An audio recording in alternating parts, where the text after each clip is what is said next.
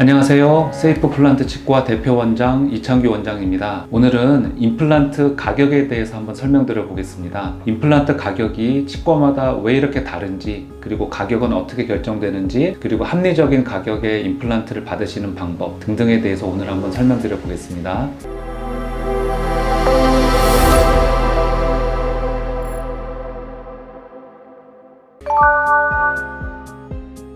먼저 임플란트에 들어가는 재료에 대한 비용이에요. 임플란트가 있을 것이고, 지대주가 있을 것이고, 그리고 크라운이 있을 거예요. 이렇게 임플란트를 구성하는 기본적인 재료비가 있고요. 임플란트를 시술하는 데 드는 각종 기구들이 있어요. 수술하는 데 드는 기구, 임플란트 할 때 하는 드라이버, 뚜껑들, 이런 많은 기구들이 또 존재하고요. 본을 뜨게 되면 본 뜨는 재료들, 그리고 거기에 들어가는 기공소에서 만들어 오니까 기공료들, 의료진들 인건비, 그런 것도 있을 것이고요. 이런 것들은 대개 어느 치과나 어느 정도 일정한데, 임플란트 가격을 책정하는 가장 중요한 건 뭐냐 하면, 그 시술하는 의사가 내가 시술하는 이 임플란트의 가치, 즉 무형의 가치를 어떻게 잡느냐에 따라서 많이 달라지는 것 같아요. 어떤 의사 선생님은 내가 하는 이 임플란트를 하면, 내가 시술을 하면 이 정도의 가치를 지닌 이 임플란트다 하고 가격을 책정하시고, 어떤 분은 그것보다는 적게 받아도 되겠다, 이런 무형의 가치들이 더 많아서 임플란트 가격은 치과마다 다 다르게 됩니다.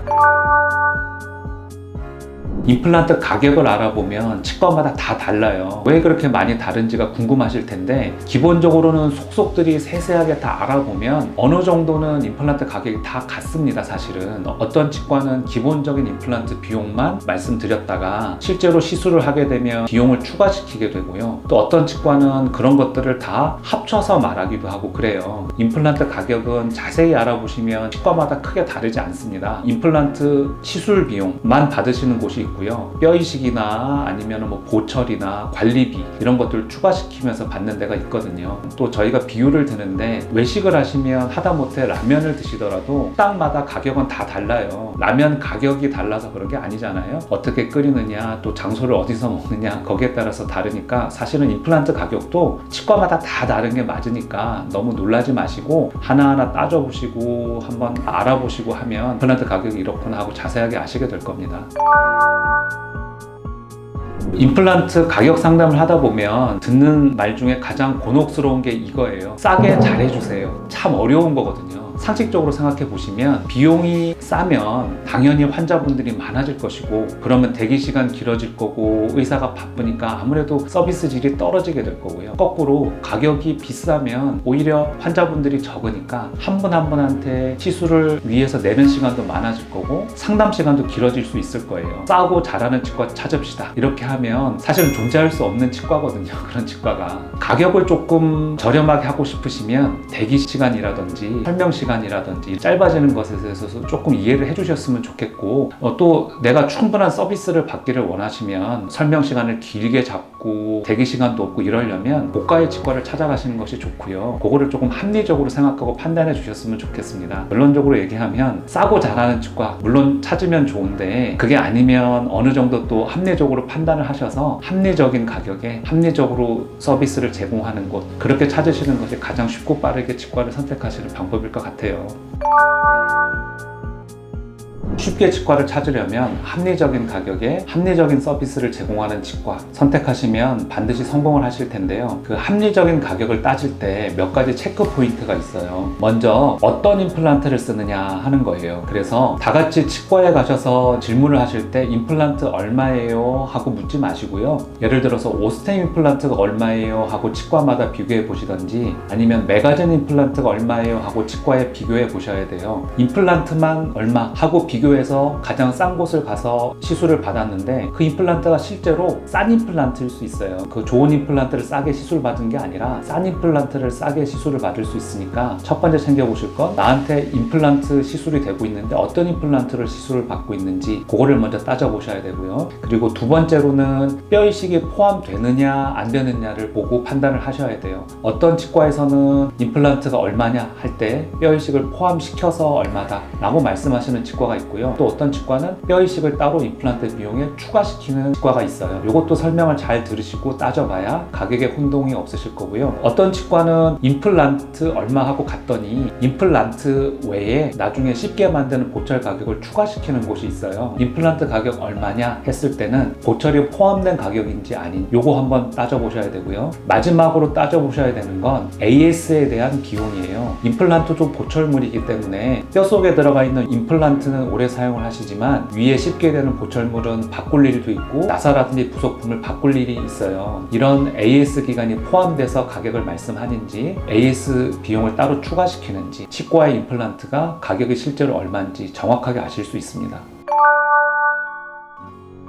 우리 세이프 플란트 치과는 오스템 임플란트를 사용하면서 합리적인 비용의 시술을 해드리고 있거든요. 그런데 그 비결에 대해서 조금 설명을 드릴게요. 제가 처음에 세이프 플란트 치과를 만들 때 임플란트 전문 치과를 만들고 싶었어요. 그래서 전문 치과를 만들면 환자분들은 합리적인 비용에 좋은 서비스를 받을 수 있고 의사들도 좋은 진료를 이제 양심껏 제공할 수 있어서 그런 치과를 꿈꾸면서 만들었어요. 그 비결을 몇 가지 이제 조금 설명을 드리면 세이프 플란트 치과는 임플란트 위주로 진료를 해요. 실제로 저희 치과는 임플란트 시술 진료가 95%를 넘어가고 나머지 일반 진료라든지 그런 것들은 많이 안 하고 있거든요. 이렇게 함으로써 임플란트 위주로 기구나 재료나 인력이나 동선 또 치과의 여러 가지 기자재를 세팅을 하니 임플란트 가격을 조금 더 합리적으로 제공할 수가 있더라고요. 시술을 할 때 임플란트를 시술하는 의료진을 전문화를 시켜놨어요. 어떤 치과에 가면 정말 훌륭하신 의사 선생님 한 분이 임플란트 수술부터 보철 관리 또는 거기다가 신경치료, 교정,